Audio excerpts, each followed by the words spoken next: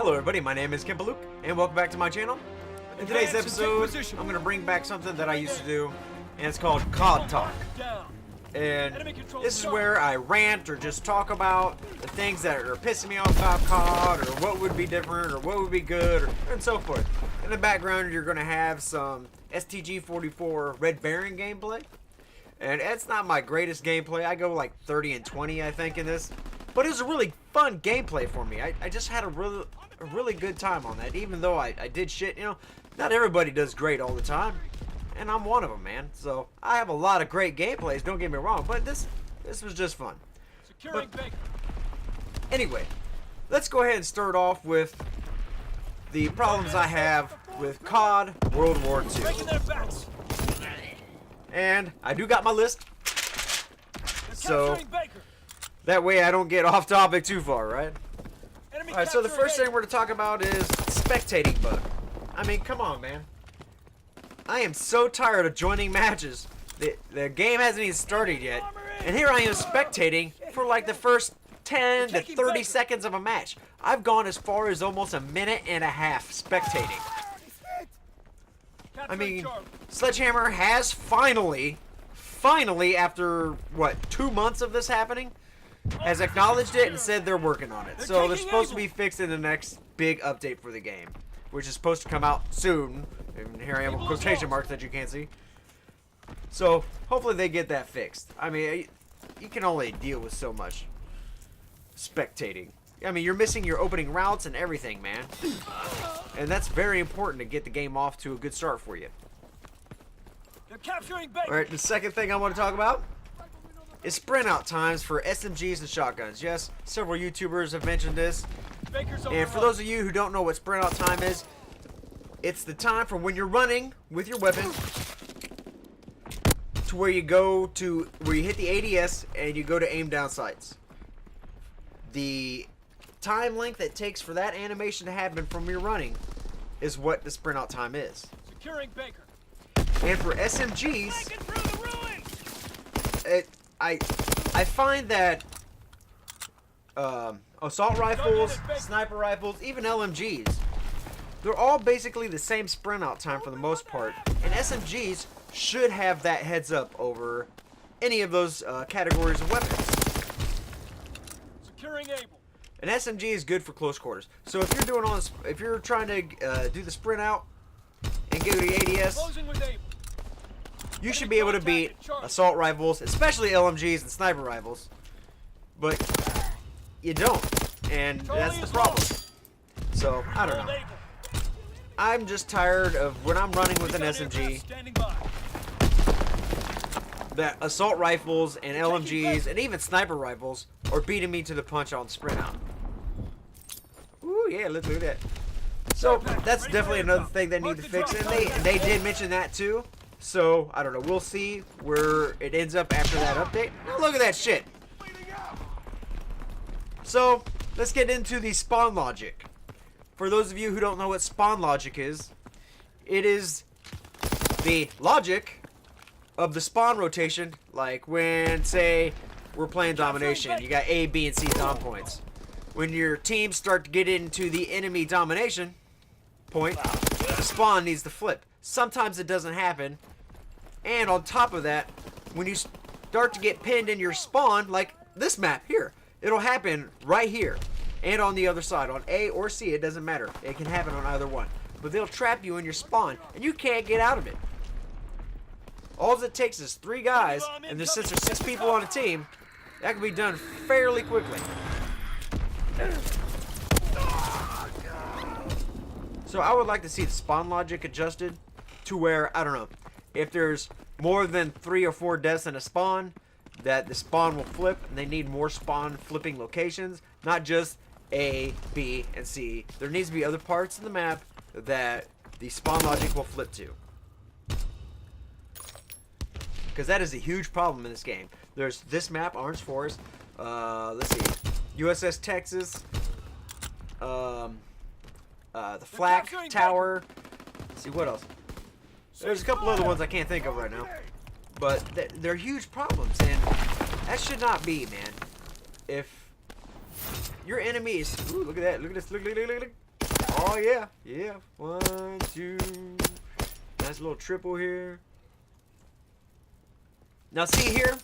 I'm not trapping them in their spawn there. They just happen to start spawning behind me. That's not my fault. But I was spawn filtering at that point. I wasn't exactly. It was close to spawn trapping, don't get me wrong, because it was hard for them to get out of it. I had that crawl section.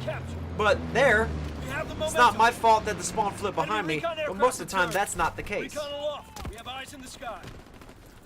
Alright, so now let's get into advanced rifling on SMGs. Now, those of you who pay attention to my channel, watch my videos, you'll understand that every time I do a hardcore weapons in-depth, or the guns of hardcore, I'm still flipping around the name. I don't like to do the hardcore weapons in-depth because it sounds too much like Drifter's thing, and I don't want it to be that. I specialize just in hardcore. So, all my in-depth videos like that are going to be about hardcore. Drifter never really goes into hardcore too much. So, I like to go in-depth with it. But, I don't know, I do like the sound of guns of hardcore. So let me know in the comments below what you think is better. Guns of hardcore or hardcore weapons in depth. I would really like to finally pick a name. You guys can help me. Drop a comment in the section below. But anyway, advanced rifling on SMGs. For those of you who don't know, that putting advanced rifling on an SMG in hardcore, not core mode, hardcore, is pointless. It does not extend the one-shot kill of any SMG in the game. So anyway, the most you're going to have is a two-shot kill in hardcore. So that is not going to extend the one-shot kill range. So no matter what, you're going to have the two-shot kill. So what is the point? So that is something I have tried to address with Sledgehammer Games, Michael Condry. I've tweeted out about it a few times, and I get nothing in response. I've done the little thing where you go to their website and list problems or whatever, but still I get nothing. So, but that's a huge problem. Domination. 50-point kills. I'm not into that, but I'm also not into 100-point like it used to be on other CODs.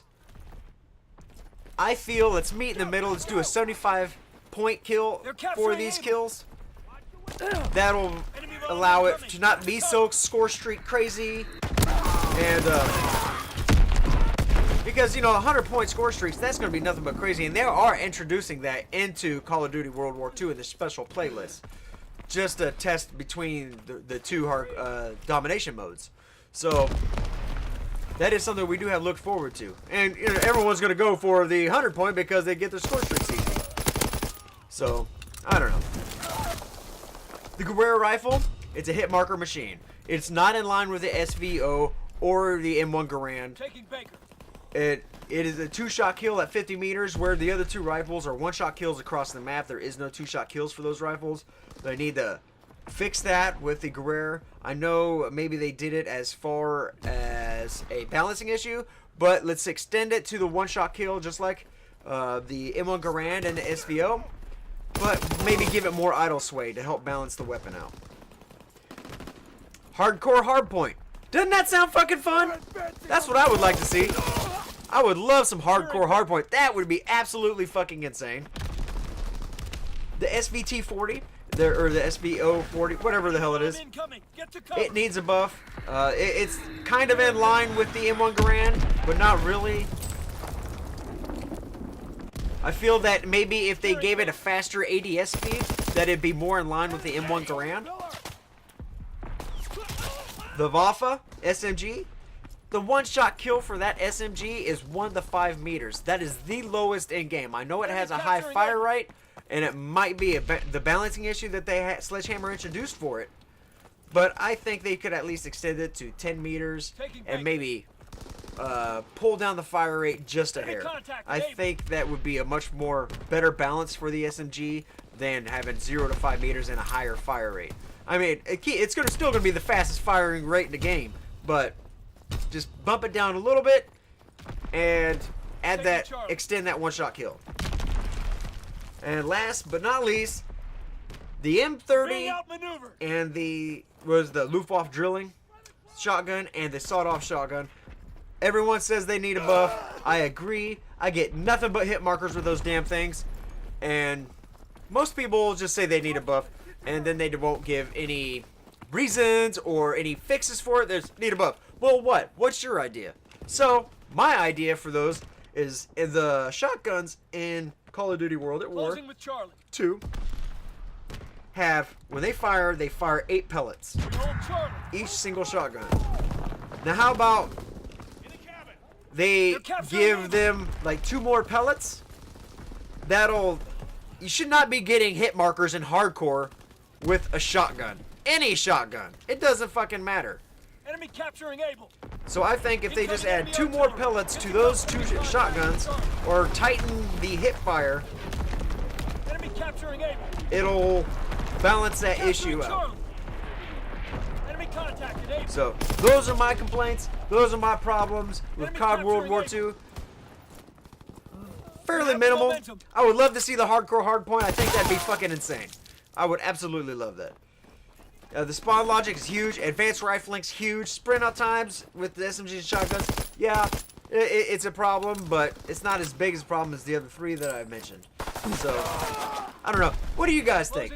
What are your problems with hardcore World War II? Call of Duty World War II.